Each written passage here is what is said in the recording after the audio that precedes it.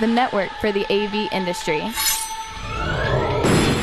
What are you listening to? This is AV. This is AVNation. This is AVNation.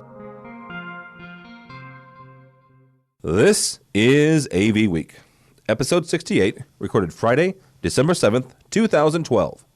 Mostly harmless. Ready. AVWeek. Performing scan. Week. Online. This is AVWeek.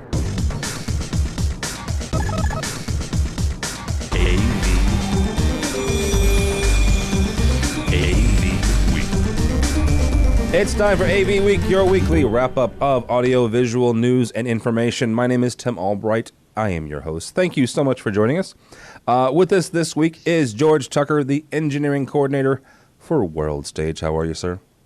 Good afternoon, everybody. I'm great, thanks. Also with us is Joel Bilheimer, the Vice President, Systems Integration for Pershing Technologies, LLC. How are you, sir? I'm excellent. Good to be here, Tim. Thanks. Also with us for the first time is Mr. Brock McGinnis, the sales manager for Westbury National in Toronto, Canada. How are you, sir? I am wonderful on this Friday afternoon. Nice to be here, Tim. Yes, welcome. This is the first time for Brock. It's also the first time for Dr. Yoram Solomon, the Vice President and General Manager for Penveu. Welcome, sir. Thank you very much. Glad to be here. And as you said beforehand, your daughter says you're a doctor, but not the useful kind. So, and she's right. From now on, I'll call you Yoram. This week, we're going to talk about a whole bunch of stuff, including the fact that I was this close to getting rid of Netflix, and suddenly they have Disney, so I can't. Video chatting on the Wii U, smartphone over using your smartphone as a remote. And somebody somewhere said 20% of manufacturers' reps should be shot. So we'll talk about who that was. But first, let's talk about Mitsibishi and the fact that the DLPs have gone away or are in the process of going away. George, is this just a normal cyclical thing? Easy for me to say, where this is a technology that should have already gone away, and this is just Mitsubishi kind of signing the death warrant already. Yeah, I think that's pretty much it. I mean, it kept around for a while because you had the people who said, "Ooh, 70 inches for 30% less than you could get anywhere else." But come on, these things are behemoths. Their footprint is ginormous, and about the only thing they're good for is blocking the door in a situation comedy. Jeez, nice. Joel, is this one of those things where there's nothing really, with the exception of the situation comedy, that these things are good for? Is this technology just so passé and so gone that it's time to go bye-bye? I think so. I mean, full credit to Mitsu for keeping it going as long as they did. I mean, everyone else left the industry, 5 years ago? But the form factor, obviously, the color imagery aside, we all know DLP was great for that. But, the lamp issues, particularly for the consumer market, which is really the only one that Mitsubishi still really supported. The fact that if you were a home theater enthusiast, you had to replace your lamps at a cost of X $100 every year or so. It just isn't a sustainable business model, and flat screens and even still projection systems, especially with 4K coming out, are so much more efficient for the home theater market. And the professional market has moved on completely to flat screens. It's, like I said, full credit to them for trying it as long as they could, but I think that technology is officially gone at this point. Brock, I held on to my CRTs with, I used to make the comment, from my cold dead fingers, you're going to pry them out of my hand. Just because of the color depth and everything like that. This is not the CRT though, is it? This is just another, bygone piece of visual technology, or is it a CRT? No, this is not the CRT. People's homes have changed. I think people are living in smaller spaces. Flat panels are, the picture is so good for the average consumer. I was surprised to learn that Mitsubishi actually still made rear projection DLPs, other than in the commercial space. They do still have an application in command and control. We deal a lot with Christie's microtiles, which of course are a rear projection DLP device. But in the home market, I can't imagine still owning one, although I suspect there is one in my ex-wife's basement that I may have left behind a decade ago. In your hurry, you Jeez, all right. I carried it down the stairs. I wasn't carrying it back up. You know what? I don't blame you. At that point, yeah, I don't blame you. But in those situations, you at least carry the top part up. And where's that? I don't know. I never saw it. I think I have it now. Well, yeah. Oh goodness, Yoram, do you have any? All the three guys said, yeah, this is time for this thing to go bye-bye. Is it? Yeah, it was some time ago. You know, let's remember that when DLP came out, there are three major applications: projectors, cinema, and TV. And I was at Texas Instruments at the time, and you just couldn't build flat screens, LCD, or even plasma big enough, and DLP was the only technology that could do that. But it was pretty obvious at some point that it can't anymore. So I'm surprised it took that long. The technology itself is great. DLP is great, but for other applications, just not the consumer. Just not the consumer, not rear screen where it's 200, 300 pounds. So.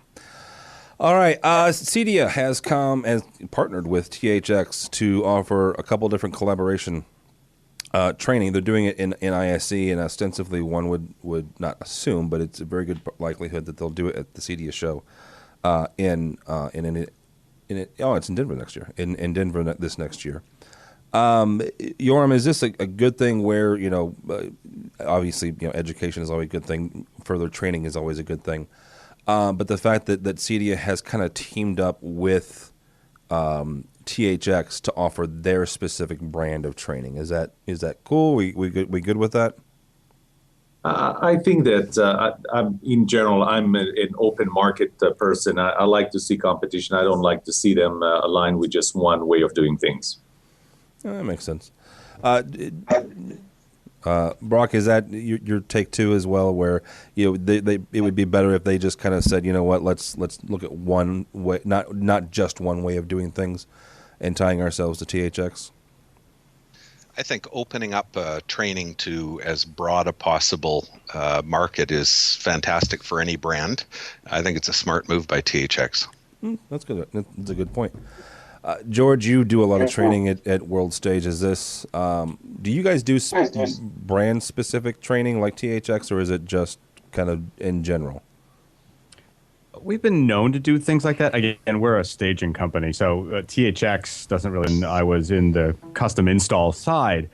THX was there, but here's my question: I don't even know how is THX actually that common beyond, say, the movie theaters?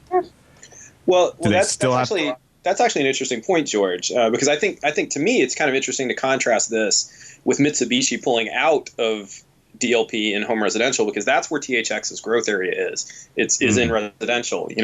Panasonic's VT50 is a THX certified box now. Sound Blaster has a wireless THX headset. Remember, it's all this sort of Lucas certification process that he created.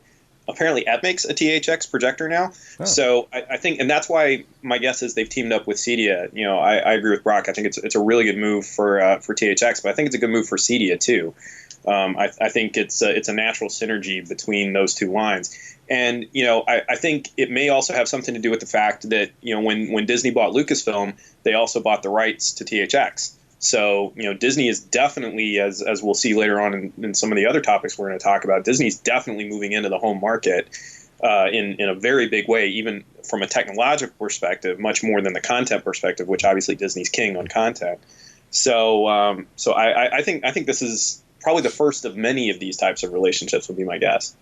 Well, here's my question about it, though, is that some of the stuff you mentioned was integrated products that had THX processing, the headphones, the projector. Right.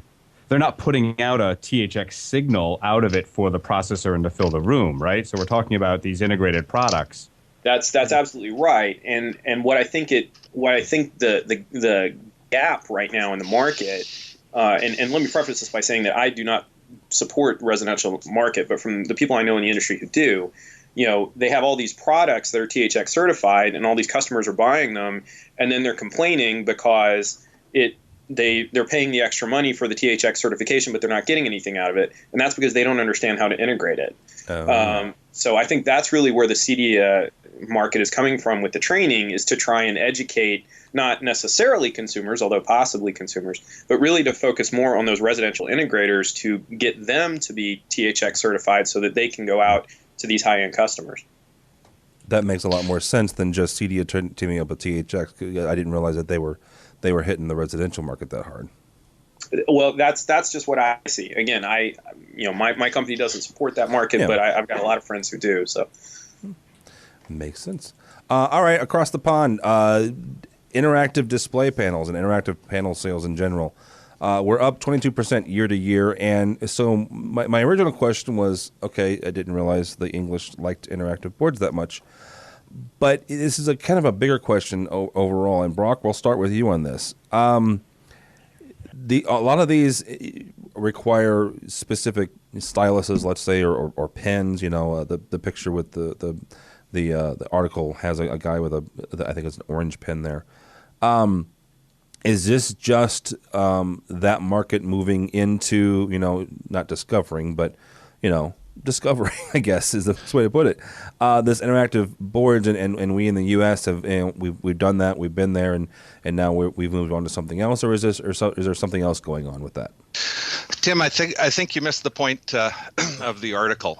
Okay, it's not about interactive boards. It's about interactive panels.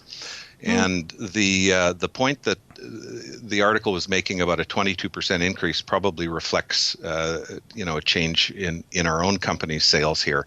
Companies like Sharp and NEC and Panasonic now have very cost-effective, tightly integrated touch panel capabilities in their commercial flat panel displays. And since every meeting room now has a flat panel display in it, with a flip chart beside it, or a whiteboard, or a separate smart brand board, companies are starting to wise up and go, why can't that piece of real estate on my meeting room wall do two things at the same time? And so we have been selling them like hotcakes. So is it a real estate issue, or is it a technology issue, or is it both? The technology has become easier. It's become a lot cheaper. I think that the upcharge from Sharp, for example, is only $600 or $700 between a 60-inch commercial display and a 60-inch commercial display with full touch capabilities. The integration with Windows 7 and Windows 8 is pretty tight now. People have lots of flexibility, and even if all you want is an electronic whiteboard or flip chart capability, that now is occupying that same place on the wall as the TV that is used for presentations or video conferencing. It's space efficient. It looks better. The technology is more affordable. People aren't having to go out and buy separate quote unquote smart boards in order to take advantage of touch technology. It's now part of the TV that's on the wall. Yoram, this is something that you guys have experience with, because this is what you do. Penveu, that's what it is. Is that something where you guys are seeing already, where it's kind of already baked into the displays, and if so, how are you guys, helping that or moving towards that? Well, first of all, it reminds me of modems. You remember the modems that used to be an aftermarket device, so internet connectivity was an aftermarket thing that you would add to the computer after the fact. That you can't get a computer today without internet connectivity. And that's the same thing. I think, the audience, whoever, whether it's boardroom, they need interactivity to stay engaged. They have very short attention span. If you don't engage them with interacting with the content, you lose them. So I think you're going to get more and more and more things are going to be interactive. More projectors are going to be interactive by definition. More screens are going to be interactive. You're seeing the growth of 22% on screen being interactive.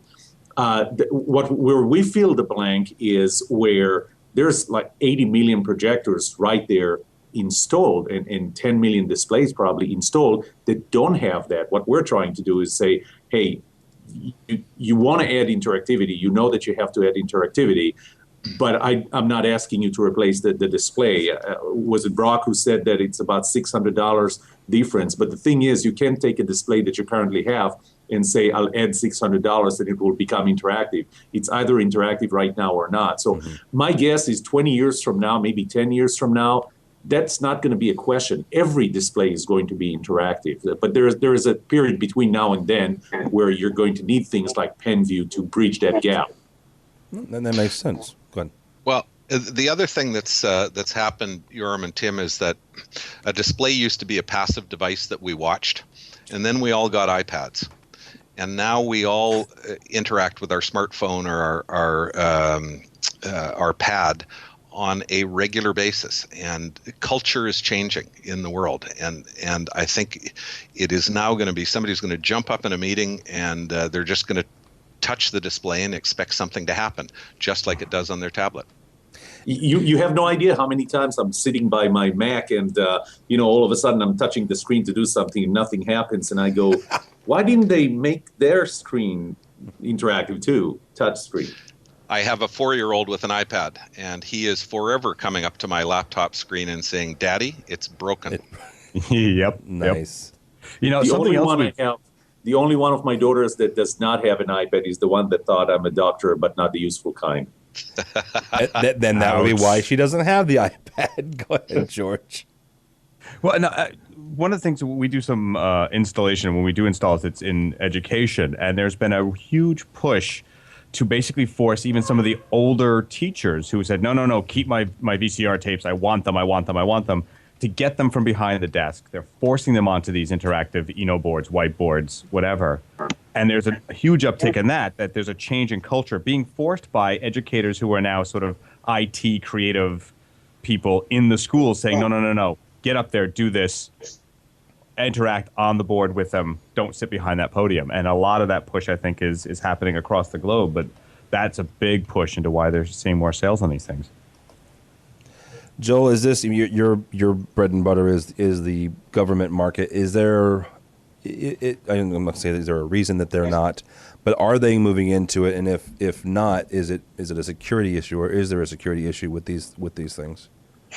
That's probably a complicated question. I mean, you look at a company like Perceptive Pixel, which Jeff Hahn founded, whatever it was 5 years ago. They only support the government market and CNN. And CNN. So yeah, John King.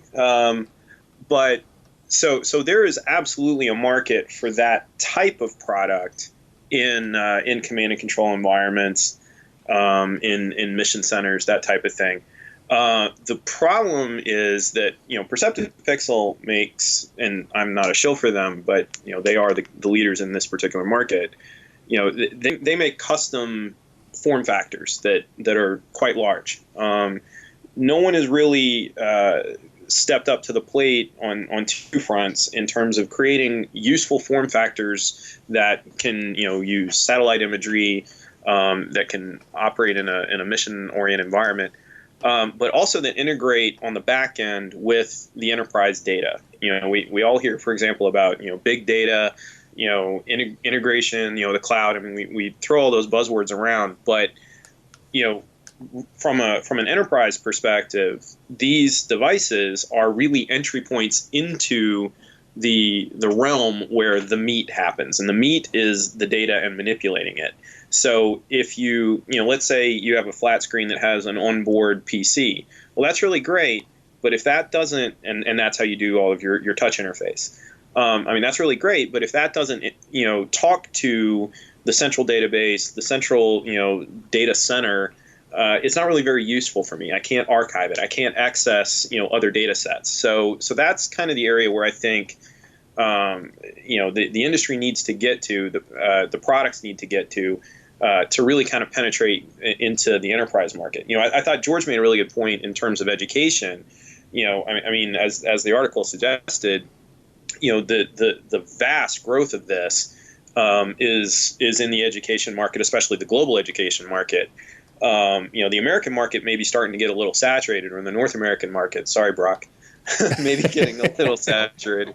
But particularly in developing areas, I think we all see the benefit of being able to educate a child visually and tactily, as well as just, standing behind a lectern. So I would just like to point out that I love Canadians and I think they're great, but for some reason, anytime any of them come on this show, something happens. I don't know. It's just, I don't know. Yeah. Our buddy Matt Scott, last time he was on, he kept dropping off, and we just blamed the one Canadian ISP provider. So this comes to us from our buddies over at CE Pro, and Jason Knott wrote the piece. And just to be clear here, Jason Knott did not say that 20% of independent reps should be shot. Someone else did at an ASEAN Unlimited Dealer Conference. Yoram, you're the lone manufacturer rep here, so you're not a rep, but you're from a manufacturer. So we're going to start with you on this. Is this article somewhat accurate? Where, you know what, these guys either are old school and they won't get trained, and they're not making way for the young pups to come in, or is it just that they've been out of the business so long, or they've been out of the grime, the everyday grind, like Broxanne and Joel and George, where they just don't get it anymore. So should they maybe not be shot, but 20% maybe should retire or go back to being an integrator? Well, I think that it really depends, and maybe 20% is the right number, and we see that all the time. Yes, we are manufacturing Penveu in our own facility here in the U.S. I actually insisted we do that in the U.S. We ship that, and some does go through reps and distributors, but some of them, it just like.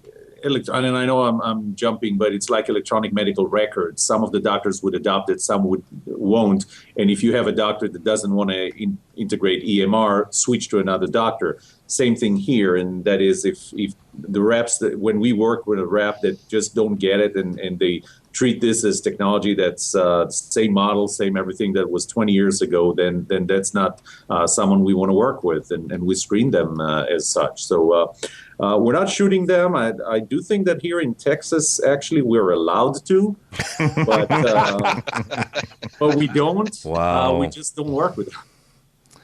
And on that note, wow.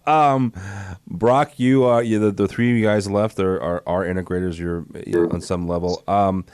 So I'm certain that you have to deal at least with one independent rep for a couple of your manufacturers. What's been your experience? Has it been positive, negative, or is it just like anything else in life? There are good and there are bad. I love reps, and I firmly believe that people do business with people. And as somebody whose career and business is based around selling things, I always make time to listen to a rep. That said, there are reps that get it and there are reps that don't. We love close relationships. We love getting new information. But we really only do have time or give time to those reps that have taken the time to learn their product and our business, and understand that if they don't have anything of value to bring us, don't waste our time. And I'd love to be able to shoot them, but of course in Canada here, we can't even own guns. Oh, jeez. So we just beat them. You can always bring them over to Texas. We'll take care of it. That's a long drive, Yoram. Or they could just take them to George, who's just outside of New York, and set them loose. George, that I say that as the big dumb Midwesterner that is scared of the big bad city. George, is this accurate? 20% of these guys either don't get it, and you just kind of let them be on their way. I tend to take the Douglas Adam approach here and say they're mostly harmless. I like that. There are some that are really good, but the problem is, of course, it's a shell game. A lot of manufacturers eventually invest in their own reps, and it's really just a temporary position, especially for certain product lines. I'm sure there's some smaller companies out there that will never really invest in a full set of manufacturers' reps, but it is true. They're the last to get the information at times, unless their markets are really important. they're not always the ones who have the direct connection to the support. So I'm almost never going through them because, as I said before, my time is too valuable. I'm not going to wait for them to get the information third hand. That's valid. Joel, is it? No, it really is, because if you're getting information before they are sometimes, then it's kind of silly. Joel, is it one of these things where we should? I'm not going to say we shouldn't give them the time of day, but where we put more value in a direct manufacturer's rep as opposed to an independent one? Well, I probably have a somewhat unusual perspective on this because my company doesn't actually sell any hardware. We only do third-party integration or customization. So, for us, we're not really in the business of talking to representatives of manufacturers. We actually need to talk to manufacturers directly, especially once you start getting into the security questions and those types of things that most of our customers need. Now, can a rep facilitate that conversation? Yes, and we certainly have some friendships out there that take advantage of that. But I can honestly say there's not a technical question that we've ever had that a rep could even answer. Wow. So that's not, again, because of the particular needs of our customer base. That's not saying anything good or bad about representatives. It's just that they don't necessarily know the market that we support. If there were representatives who exclusively supported the secure government market, then maybe they could have those conversations. But so far, we haven't really experienced that. So it's not like you're talking about fiber or audio, and your rep isn't not knowledgeable in audio. He's just not necessarily, or she's not necessarily knowledgeable in secure government stuff. Right. Exactly. Okay. If I start talking about FIPS 140-2 compliance, that's not a conversation that many manufacturers reps or product reps. I could have that conversation with you right now. Let's go. Any day of the week, buddy. What the heck you just said, dude? Oh, goodness. All right. You're listening to the government show. By the way, what was that you just said? You can't tell me, can you? I'm sorry. What are you going for here? I was asking what exactly you just said. The PIPS, whatever. FIPS 140-2, yes. The Federal Information Processing Service. Yeah. 140-2 is an encoding algorithm sanctioned by NIST, which is part of the Department of Commerce. Okay. I just learned something today that that was. I would expect that Mr. Solomon or Dr. Solomon might be familiar with it. And that was brought to you by the U.S. government. Yes. All right. I just want to know whether. Oh, I forgot you live in Texas. That's right. It's not the United States anymore. So yeah. Go ahead, Brock. Oh, I just wanted to know whether that FIPS thing was at the top of the fiscal cliff or whether it was at the bottom. It's at the bottom. It's what we're going to land on in about 2 weeks. Yeah. No, it's about 10% from the bottom where you go so far so good. Wow. All right, you're listening to AV Week with Dr. Yoram Solomon, Brock McGinnis, Joel Bilheimer, and George Tucker. George sent us this one from slashdot.org, and I think all of you said, oh, I have an interesting or at least an opinion about this. The question is this, and a number of us have worked in some way, shape, or form with, let's say, creation, whether that's working for the manufacturer or working for, intellectual property, designing systems and stuff like that. The question is this: should inventions be automatically owned by your employer? And this is from an NYU Journal of Intellectual Property and Entertainment Law. George, we'll kick it off with you. Whether you're working for, World Stage, who you work for now, or someone else, should what you create and the stuff that comes out of your brain, should that automatically be owned by your employer? I'm not a lawyer, nor do I play one on TV or the theater, but I guess it's relative. Did I create it for and on the job? There might be some situation here, right? It might be, okay, you use company resources, you were intending to do something to help benefit the company.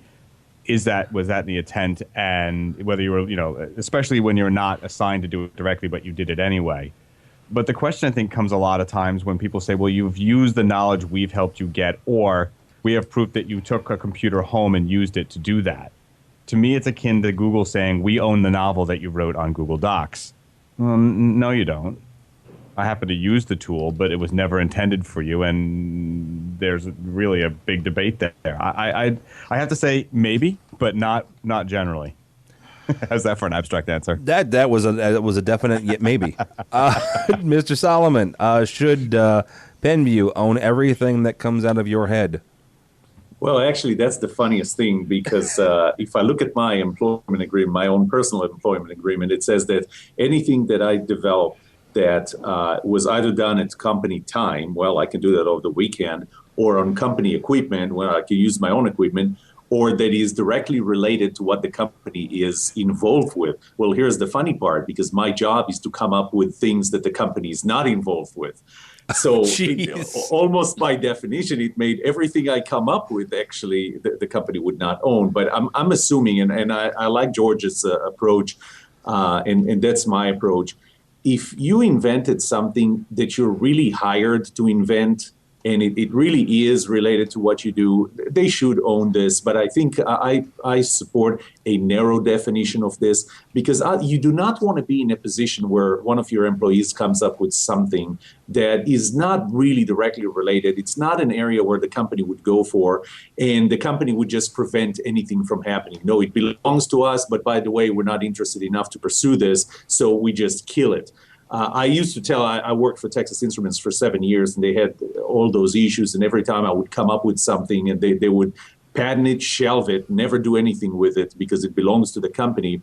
And I tell people at TI now that I'm probably more valuable to TI after I left than when I was there, because now the products that I come up with use Texas Instruments components, and now I bring value to the company. So I support a narrow definition of if it really, really is this was what you were hired to do, then no, it belongs to the company. But if it is going outside of that, heck, my PhD research was on innovation and creativity, and I like to have employees feel free to create, even if it doesn't belong to the company, and because that would help the company overall. To have them actually create and being creative. Yeah, that makes sense. Yeah, outside of the company. Joel, you're involved in security and government stuff. If you stepped outside of that, but still did sort of an AV stuff, or maybe you did security for, I don't know, Donald Trump. Let's dream big here. Would that be owned by your company, or should it be? Well, I think it's an interesting point. Certainly, I think Dr. Solomon's experience is one we can all agree with. For us, my particular company, we don't really have a central office in quite the same way that most organizations do. We've got labs, we do have an administrative front, but the large majority of our employees are, work from home or work on site. And if you work on site for a government customer, you don't own it, and the company doesn't own it. The government does. Yeah, there's that. And that's, most of the work that we do is specifically contracted to support particular government efforts. Example, if you work for DARPA on a DARPA program, then that's something where the government has said, we think for whatever reason we have a need to determine how, the green tree frog mates, and you're going to study that for 6 years and report back to us, and then you go back to your life. So from that perspective, I think there's absolutely no question. I mean, that's contractual. That's what you're there to do. But like Dr. Solomon said, we're in the business of hiring creative minds. I know that sounds strange in the button-down world of government security, but think of it like a video game. We are always trying to keep the bad guys out, and we have to come up with more and more creative ways to do that on a daily basis, because they're coming up with more and more creative ways to attack us. So, I need people who are very, very flexible, and I'm not going to help myself, and I'm not going to help my customer by forcing people who think in exactly the same way every single time. So I want to hire those creative types, and I want to give them the flexibility to, if they want to go out and, create a new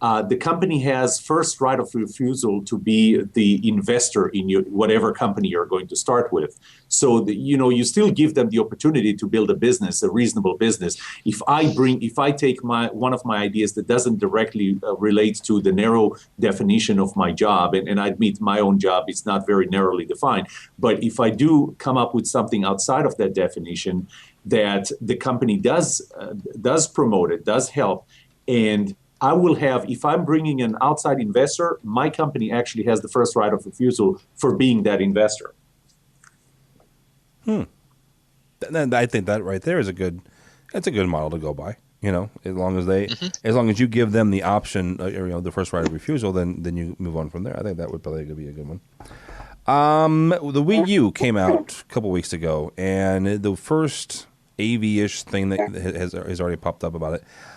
It's video conferencing over the Wii U, and this is not the first time we have seen video conferencing kind of in the home front. There are displays that have built-in Skype. There was also, what was it, the Umi from Cisco. Anybody remember the Umi? Yeah. The Umi, yeah. Joel, is this something that people want, or is it just something kitschy that we can do on the Wii U? Well, I think it's indicative of a couple of things. We all know that the Umi, let's perhaps politely say, was an idea before its time. That's a nice way to put that. Yes. And more specifically, was at a price point that was just not going to be sustainable. $600 for a home video conferencing system that didn't really do much else was not really viable. And I think the market has slammed the door shut on that. But what's interesting to me is that not only is there video conferencing on the Wii U, but it's through a major supplier. It's through Video, and they of course are the company that drives Google Video Chat or Google Hangouts. Mm. And they've also teamed up with a couple other major companies worldwide. And so it's not like this is something that Nintendo built in-house. It's not like you've got these, cute little, Miis that look like Lego figures, and that's how you're doing your video chat. I mean, this is a professional product.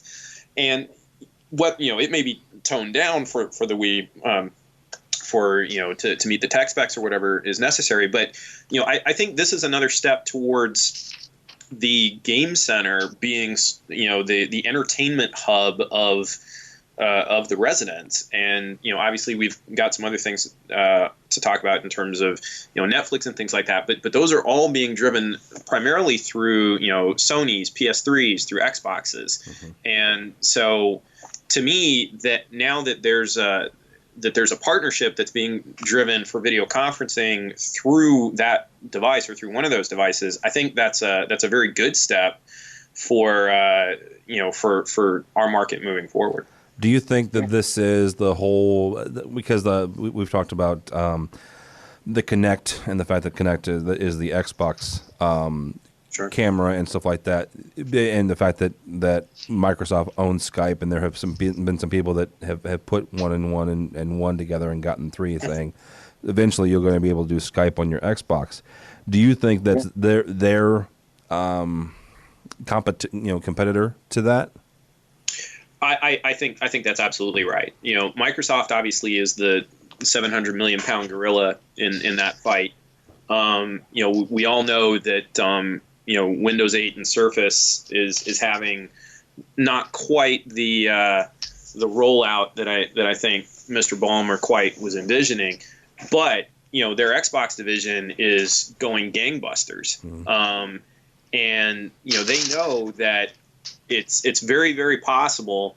I'm sure some analysts would say likely that their traditional dominance in the enterprise and corporate market is starting to be questioned by cloud applications, whether it's Amazon or Google or whomever.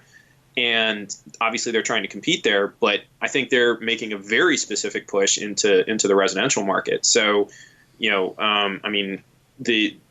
we're all anticipating that that's going to be integrated with the Xbox 720 or 540 or whatever the heck they're going to call it. Yeah. And so now the eyes are obviously going to turn back onto Sony, see what they come up with. But it's very possible. Probably going to get some other players in this. Google TV tried for a while. Apple still has their applications. It's very possible that there's some small company, maybe one of Dr. Solomon's North Texas incubators, that's coming up with something right now that we'll all have in our living rooms in 5 years. So I'm just very excited by it. I think it's a great development, and I'm looking forward to the next one. Yoram, are you guys developing something right now that we should all invest in? I know the last thing you would expect me to say right now is yes. However, you are, aren't you? I'm one of the founders of the North Texas Angel Network, and I have personally made an investment in a little company here in North Texas called Biscotti, who's doing exactly that. Yes. By the way, they're called Biscotti because it looks like a biscotti, and you just add it to your TV and you do conference. I'm sticking to, I do believe that video conferencing, it needs to have a smaller number of clicks. Right now, you have to take your mouse, you have to open Skype, you have to do this, you have to do that, and it's all about simplifying things. Make it one click, make it just something that works on your TV, something that's easier to use. So it's all about the experience. The only thing I'm trying to understand why a group of Israelis would go and start their company in New Jersey. Well, I don't think anyone's going to comment on that, Dr. Solomon. No, sir. Easy to bury the bodies. Thank you, George. George, is this something that's the fact that we can get video conferencing on the Wii U specifically now? Just one more step into integrating, the video conferencing into the home. Yeah, I mean, yes. Although it'll be fun to see how people who aren't used to video conferencing have to learn how to hide things in their home or other places where they're not used to having video conferencing of such good depth of field and cameras. But yeah, I think it's another step towards this integration of technology into common day products. It happens all the time, and this is one more industry that's going to have to adapt or die. And I think Dr. Solomon brings up a really good point about sort of a single click concept. Mm-hmm. What we're all looking for is one interface for everything. We want to be able to watch our TV live for sports. We want to be able to watch DVR for all those cool shows that come on at 1 a.m. that we can't wake up and see. We want to be able to chat with our cousins halfway across the globe, and we want one single thing that we can go and do. And obviously, I would prefer that it would be very secure, but I recognize that I'm a tiny little voice shouting in a canyon. But his point is absolutely correct. We need a single interface for that, and obviously, these companies are whether from the hardware side, they're trying to establish that beachhead. Other companies are trying to do it from the middleware side. But that's the only thing that I'm sort of keeping an eye on and wary of is will we ever establish a single interface that can talk to every other possible interface worldwide? Or, are some people going to be on SonyNet? Are some people going to be on MSNet? Are some people going to be on GoogNet or AppNet or whatever? And never the twain shall meet. That's my big concern. Well, and all kidding aside, security is important, but it's one of these things where you've got a lot of people who, number one, have probably never done it, and then you introduce whether that's like you said, all the various instant messaging that we used to happen, and now we've got we had SMS and that kind of morphed into now it's texting and then email and all this other jazz. There has to be one common carrier, I think, and whether that's there's a company out there called Blue Jeans that kind of wraps everybody together. Vadio has a system as well that wraps everybody all together, and maybe one of those, and then maybe somebody completely different. But somebody out there is going to wrap everybody together, I think, and make them all speak the same. Guys, we're going to wrap this up. We got about 10 minutes here left with a couple different stories, all of them surrounding home entertainment and streaming. I made a comment at the beginning of the show that I was about this close to canceling Netflix, and I really seriously was, because I've got an Amazon account and I have Amazon Prime, and with that you get all these movies and stuff like that. And you know, not anything against Netflix, but they had a limited, you know, number of shows, and they were, you know, some of their deals were falling through and being canceled. And then lo and behold, I think they've gotten this week the most magical present that the head of Netflix could have ever gotten. Net finds the exclusive licensing deal with Disney. Put this in conjunction with a couple other stories. We have a story pitting Netflix versus Hulu, Redbox Instant. The details for that came out. That story from the Technology Tell guys. George, we'll kick this off with you. Is this war just now heating up? And if so, who else should we see in this? And right now, let's be specific. We've got Netflix, you have Hulu, you have Redbox, and you've got Amazon. And tell me if I'm missing anybody. I can't think of anything off the top of my head, but yeah, there's a whole bunch of them out there. Yeah, it's a fight because everybody's looking for the predominance to get the cord cutters or the supposed cord cutters. Who knows how real those people not even are. Cord cutters, though. I mean, I'm not a cord cutter. I think the majority of people aren't. This is something that they augment with. I guess. Well, yeah, I guess that's true. I mean, it was the big hope, I suppose. But yes. Them having Disney sort of interests me with Netflix. I'm already a Netflix user because my kids want all they have very good kid-centric stuff on Netflix, as opposed to the other guys. I just wonder, I mean, I know that Netflix is in trouble, so I wonder if they'll be around long enough to fulfill the contract. and that's my real big question there. I mean, and it's a problem. This is a format war, isn't it? It really is a form of format war where we're all trying to decide which one will be the preeminent one. And if you choose wrong, you're going to be out a couple of $100 and have to scramble to get a new service once it's settled. And it really is, it's disturbing enough to me that I only joined Netflix because I got a Wii and a Wii had it and said, all right, we'll do that. That's valid. But I'm not going to go buy a new box, Redbox or anyone else, even if it's got a GWiz feature, because I just don't want to buy a new box that might not be useful in 6 months. And that's also valid. Brock, is this something when it comes to dealing with clients, whether that's boardrooms or home theaters, where these wars are important only because you have to deal with the equipment that plays them? I think the only place we run across that is the integration of Netflix and Apple TV. Okay. Because the only external device we're really regularly consumer device we're being asked to integrate or use or talk to or control through is Apple TV. I'm right up there with George. I have Netflix because I have a child. I love the fact that Disney's going to be on it, and because my child is a huge Disney consumer.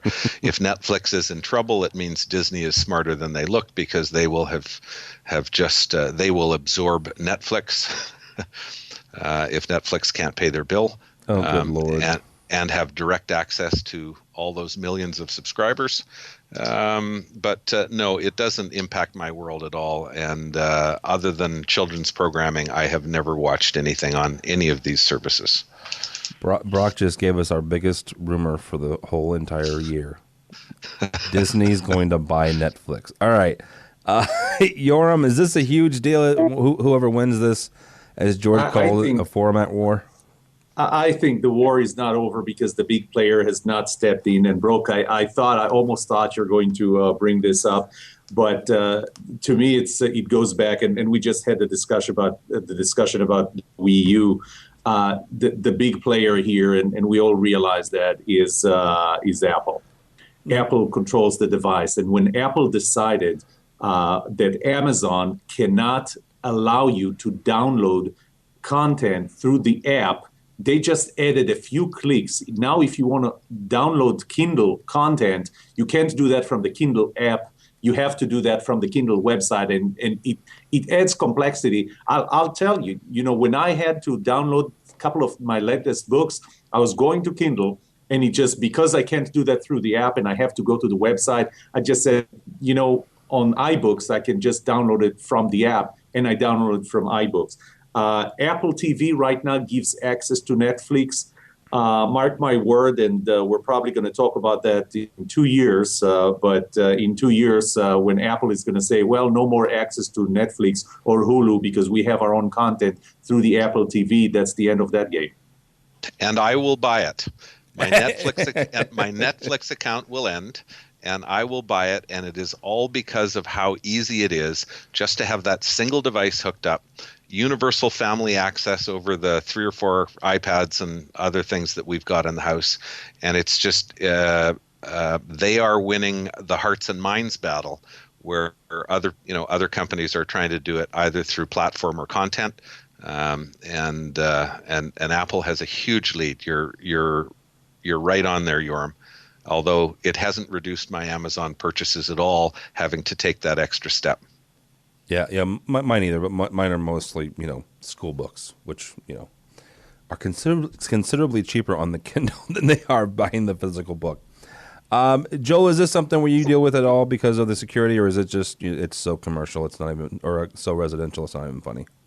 Well, I mean, we wouldn't address it in our customer market. I mean, personally, I do. I have a Hulu account, I have an Amazon Prime account, and I have a Netflix account. You have a Hulu account? I do. Like, you pay them money? I do. I believe you're the first person I've ever met who actually has a Hulu Pro or Prime or whatever it's called, Hulu Plus account. It's not necessarily the best investment I've ever made. Okay. I would if I had the forum to ask such a question, I would ask publicly why they put ads in subscription streams, but that's a different. But I don't have such a forum, not like AVNation or anything, so I'm not going to do that. You can ask whatever you'd like. But I will say to me I think this is kind of a confluence of two different impulses. One is as Brock says, it's all about the portal. It's all about the interface, and Apple, in terms of a one-touch system, Apple dominates that. I mean, no one comes close. But content matters too, and Netflix locking up Disney, obviously for anyone with a child below the age of probably 13, Netflix is now probably a required service for you. For those of us who were actually born in the 70s and remember Star Wars, Netflix may be a requirement for you too. So particularly the fact that you're going to have exclusive license to first releases. If you're talking about the Little Mermaid Part 7 coming out, and you have to wait a year before you can see it on a streaming service, that's literally non-competitive from a content perspective. So this is the old argument. We saw it with beta versus VHS. We saw it with digital audio in the 90s, CDs versus DVDs, and HD DVD versus Blu-ray. I mean, this argument keeps coming up over and over again. Is it the hardware or the content? Is it the hardware or the content? And usually everyone will just sort of coalesce onto one combination. This hardware platform, that group of content, and then that's what everyone does. And then, you've got comic book guy who insists that he's the only one who understands the truth, and he does something else. But and comic book guy aside, doesn't it really honestly always come down to the content? I mean, let's not. One of the urban myths that I've never really fleshed out, but it sounds good to me. The reason that the VHS war was won by VHS because that's where the porn industry went. You're absolutely right. And when it comes to Blu-ray versus HD DVD, the fact that Sony poured so much money into Warner Brothers and into Universal, and those guys left the HD DVD camp, came over to Blu-ray. Well, what are those guys? They're content guys. So it sounds to me, just off the top of my head, that all of this has kind of coalesced around content. We call it a format war. You know why? Because we're format guys. We plug things in and we play things, but it does sound more and more like the content. So I don't know. But at the same time, I think you're right. Go ahead. I'm sorry. At the same time, if you think about it, I'm a device person. I think it's all around the device, and I think some of you are too. We're talking about a company right now that has $25 of current assets for every person of the 7 billion on this planet. So, it's not buying Netflix with this contract, let alone the relationship that Apple already has with Disney. And I don't know what the small print is in that exclusive agreement. So I don't think it's a hurdle. No. All right. Last but not least, this came out this week. You can yell in and say, "Yeah, this is good," or "This is bad," or no big deal. The Crestron Studio is now available for download, and if you don't know what that is, it is a piece of software that sports Crestron's smart object technology. Basically, it's their new programming software. I'm in the process of downloading it now and making sure I have all the current versions of this, that, and the other. But I was talking with someone earlier, and they said that this is the end of programming as we know it. And I would agree with that. And I would say that's a good thing. For guys who make their living being, CAPES, Crestron authorized independent programmers, I don't think anything changes. But for guys like me who are, a step above an end user, technology managers, or people who simply don't have the budget or don't have the need to do incredibly complex systems, Crestron Studio for Crestron systems, I think it's a game changer for them. So that's just my 2 cents. Nobody has anything? I will certainly comment. Okay. I'm not sure. I love the fact that a manufacturer is taking their resellers and dealers out of the loop and going directly to the end user. And that to me is what this move, in fact, is doing. And that impacts business potential in a specific area. And it's not that the end user doesn't deserve to know how to program, particularly in the residential market, their own equipment themselves. It's the fact that a manufacturer no longer values the services that we as integrators, whether commercial or residential, provide in between their product and the ultimate consumer. Is that a can of worms, Tim? It's not a can of worms. It's a valid point of view. The only thing I would say that, Brock, is the fact that it's not like they're putting their stuff in Best Buy. You still have to go. This week, it is not in Best Buy. Come on. Let me if I can offer a counterpoint to what Mr. McGinnis is saying that incorporates his concerns, I think. Let me preface this by saying I am not a programmer. I am not a developer. The last code that I ever did was BASIC on my Commodore 64. And it said "Hello World." Pretty much, except it did it all down the page like 1,000 times. Excellent. I did, however, talk with our development team about this, and it started several civil wars, which I'm still, stoking the fires of gleefully. But the general consensus that came out is that, yes, this definitely opens up the primary interface to the end user. There's no question of that.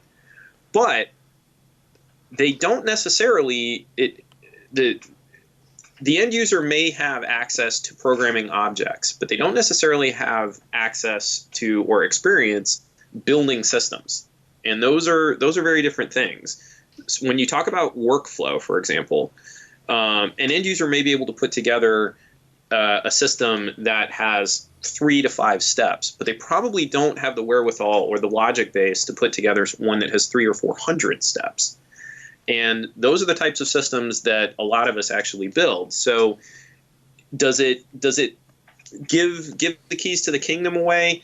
Maybe, but it doesn't necessarily open the gate, if that makes sense. Well, and I to play on that real quick, I don't think it gives the keys of the kingdom away to everybody. My buddy George here hosts and produces a very fine do-it-yourself podcast with John Danforth. Absolutely. Those are the guys that Brock would have to be concerned with. My father, you would not. I mean, seriously, there's a certain group of people here that absolutely, these are the guys who use X10s, still use X10 to control their house. You know, these are the guys who are going to want to get into the anyway. And it may be guys who have already busted into their Crestron systems. But or guys, busted into their XMBC systems, which is the popular thing. And here's my point with that is that they're going to do it. Regardless of whether you want them to, the really smart guys are going to do it, and making it more and more proprietary is going to limit your customer base, and that mass market mid-range field will just go to the stuff that they know they can get and they can make certain changes to.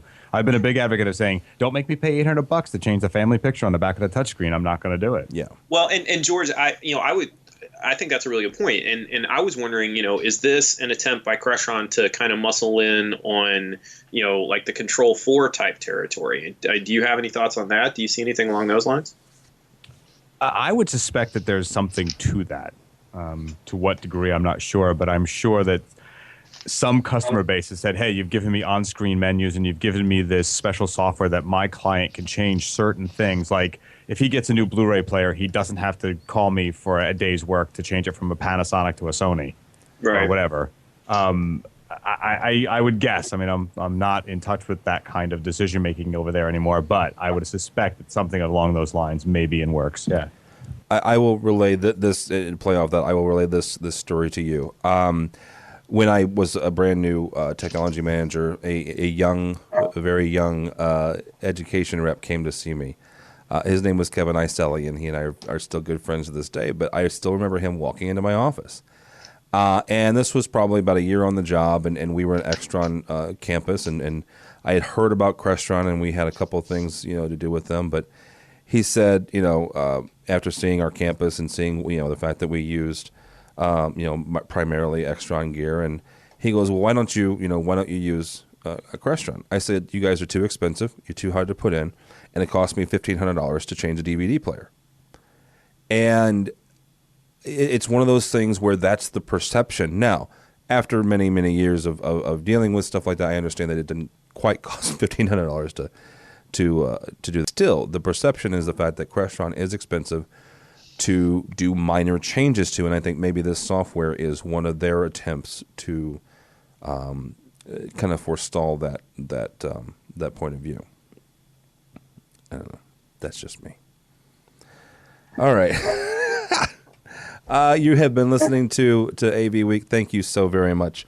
With us has been Yoram from Penveu. He is the Vice President and General Manager. Sir, thank you so much for joining us. Thanks for having me. How can people get in touch with you, find you, follow you? Are you on LinkedIn, Twitter, anything like that? Easiest way, follow me on Twitter at Yoram, Yoram, very simple. My own website, yoramsolomon.com or penveu.com. You actually got at Yoram. Holy cow, that's impressive. Also, this has been Brock McGinnis, the sales manager for Westbury National in Toronto, Ontario, Canada. Thank you so much, sir. Hey, I am pleased to no longer be a podcast virgin. You're a virgin, but yeah. How can people find you or find Westbury or whatever? Westbury is westbury.com. Okay. I am at Brock McGinnis. And I don't really want you following me. That's creepy. You are Canadian, aren't you? Joel Bilheimer is the Vice President Systems, and you need to talk to Joel because he's a security guy. He's the Systems Integration guy for Pershing Technologies. How can people? Well, they can't find you because you're security. So. Well, it's I am not on Twitter because, as my wife says, I don't ever say anything interesting. Wow. Wow. Sing. I am on LinkedIn. That's my preferred method. Public is J. Bilheimer. And look forward to coming back again. Thanks for having me, Tim. And last but not least is Mr. George Tucker from World Stage, but he also has a blog and does other interesting things. Thank you so much, sir. Thank you. And if anybody's interested, they can find me on Tucker2s on Twitter. TuckerTuesday.typepad is my blog, and I am right for Custom Retailer and Dealerscope. I'd like to thank them for that. Wow. You got a promotion. Holy cow. All right. I write for class and for grades and stuff. So that was a bad joke. All right, my name is Tim Albright. Thanks so much for joining us. If you'd like to follow me, it is TD, Tim David Albright, ALBRIGHT. But more importantly for me and everybody here, go by the website if you would, please, AVNation.tv. AVNation.tv. You can find this show and others, George's DIY show, Live Life, the education show, and also AV Social. Also, you can find us on LinkedIn, Facebook, and on Twitter. So thank you so much for joining us. That's all the time we have for AV Week.